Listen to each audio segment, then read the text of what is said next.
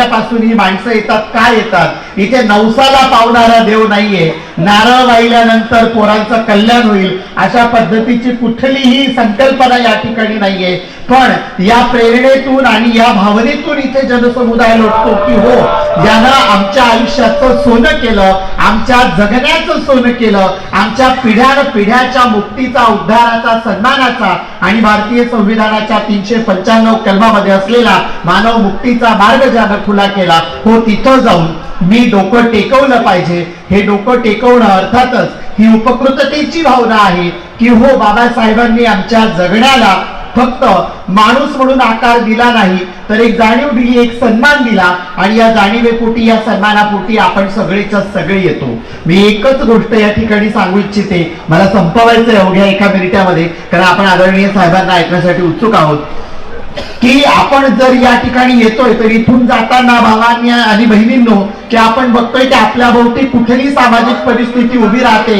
या देशात ज्या प्रतिक्रांतीसाठी प्रज्ञासूर्य महामानव बोधिसत्व डॉक्टर बाबासाहेब आंबेडकरांनी आम्हाला धम्म दिला होता, त्या धम्मासोबतच आम्हाला त्यांच्या 22 अतिशय प्रखर अशा विचार शलाका असलेल्या ग्रंथातून असेल, 358 भाषणातून असेल आणि 1300 इतर छोट्या मोठ्या लेखातून असेल, एक एक वाक्य हे पुढच्या अनेक पिढ्यांसाठी क्रांतीचं सूत्र होतं. या क्रांती सूत्राला आता आपल्याला गावागावात खऱ्या अर्थाने उजागर करण्याची गरज आहे. कारण आपल्या भोवती असलेला संघवादी, मनुवादी आणि इथे असलेला जाती आणि धर्मांध विचार हा अधिक वेगाने पुढे जातोय. त्यांच्या हातात राजसत्ता आहे, ते धर्मसत्ता ताब्यात घेत आहेत, त्यांच्याकडे अर्थसत्ता आहे.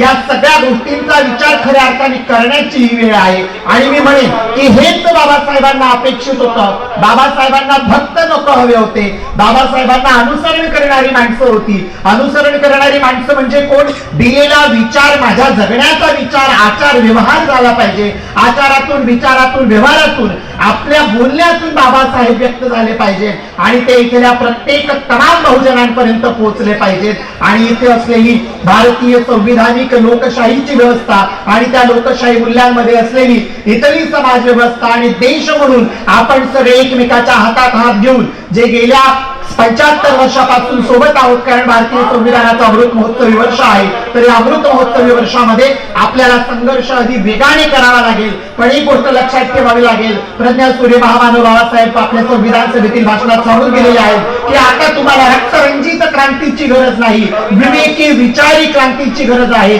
आणि शिका, संघटित व्हा आणि संघर्ष करा. या संघर्षामध्ये विवेकशील संघर्षाच्या क्रांतीची गरज आहे. ही संघर्षाची क्रांती आपल्याला अधिक तीव्र करावी लागेल. मी म्हणेन की हेच खरं अभिवादन असेल आमच्या उद्धारकर्त्याला, आमच्या बापाच्या बापाला, ज्यानं आमच्या जगण्याला आकार दिला. हे अभिवादन करूया आणि हा विचार घेऊन आपण आपापल्या गावात जाऊया आणि खऱ्या अर्थाने धम्मक्रांतीची आणि भीमक्रांतीची मशाल अधिक धगधगती आणि अधिक तीव्र करूया. एवढंच बोलून या विचार मंचावर, या धम्मपीठावर माझ्या शब्दांना विराम देते. आयोजकांनी मला बोलण्याची संधी दिली म्हणून त्यांचे आभार व्यक्त करते. पुनश्च एकदा सर्वांना सविनय क्रांतिकारी जय भीम.